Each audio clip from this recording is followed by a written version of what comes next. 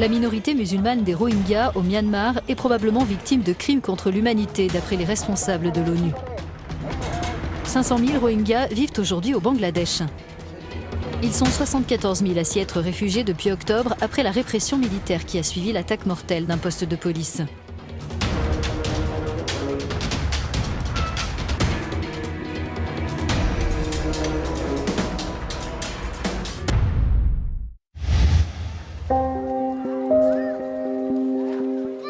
Kutupalong est l'un des plus grands camps de réfugiés du sud-est du Bangladesh. À côté du camp officiel, un campement de fortune accueille plus de 66 000 personnes, des Birmans apatrides. Les autorités bangladaises ne leur accordent plus le statut de réfugiés depuis longtemps. Zanat figure parmi eux.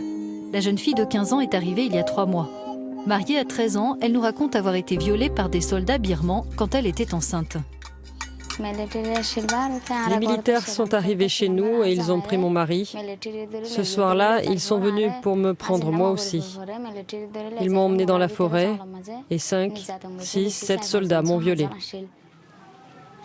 Je me sens très mal d'avoir vu tant de gens se faire tuer par les soldats. Je me sens très mal parce qu'on a vu beaucoup de musulmans être torturés et se faire tuer. Beaucoup de gens.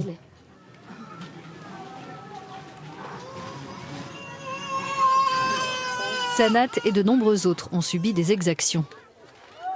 Le Bangladesh autorise les Rohingyas à ne rester que temporairement dans le pays.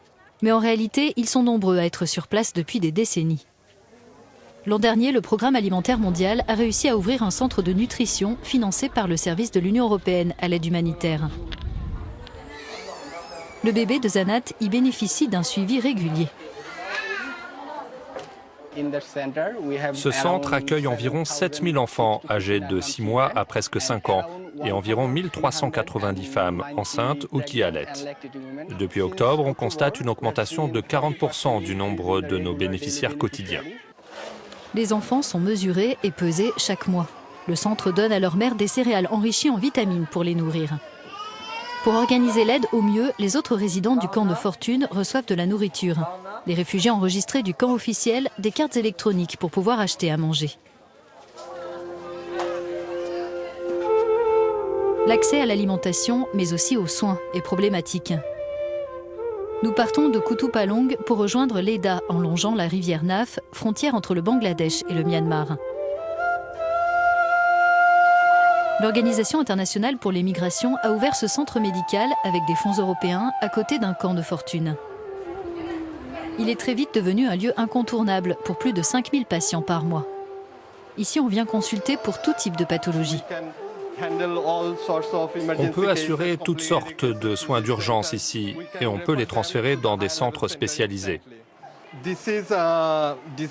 Là, on est dans la partie réservée à la prévention et la réadaptation du handicap. Les patients viennent du camp de fortune. Ici, c'est le laboratoire. On fournit une gamme très complète de services de laboratoire de base. Comment faisaient les patients avant la construction de ce centre ? Ils devaient se déplacer aux alentours, faire au moins 40 km pour avoir accès à des services de laboratoire. Au centre, nous rencontrons Mohamed. Il y a 6 mois, il s'est cassé le bras en s'enfuyant de son village qui était attaqué par des soldats birmans. Il a aussitôt rejoint le Bangladesh où il s'est fait opérer et aujourd'hui, il consulte pour un suivi. En octobre dernier, alors qu'il était encore au Myanmar, Mohamed a perdu 5 membres de sa famille, dont 2 filles et des frères et sœurs. J'ai assisté à beaucoup de violences. J'ai vu des gens se faire enlever, j'ai vu des viols en réunion, des enfants se faire tuer en étant jetés dans le feu. Mon village a été incendié. En tant que musulmans Rohingyas, on veut être reconnus, avoir notre nationalité et la paix dans nos villages en Birmanie. Je ne veux pas vivre ici, je veux rentrer dans mon pays. Les violences récentes ont-elles changé la manière dont le Bangladesh accueille les Rohingyas apatrides au Myanmar ?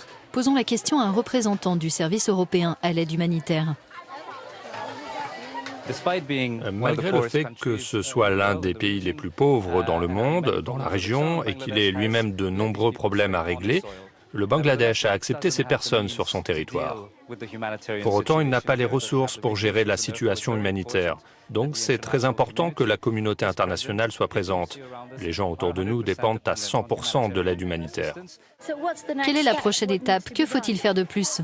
Évidemment, l'aide humanitaire en tant que telle n'est pas une solution à long terme. Il faut une solution à long terme pour régler cette crise. Et elle ne peut venir que d'une volonté politique, essentiellement de l'autre côté de la frontière, au Myanmar, pays que ces personnes continuent de fuir en venant ici.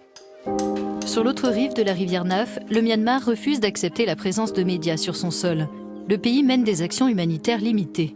De leur côté, les Nations Unies enquêtent sur un probable nettoyage ethnique sur place.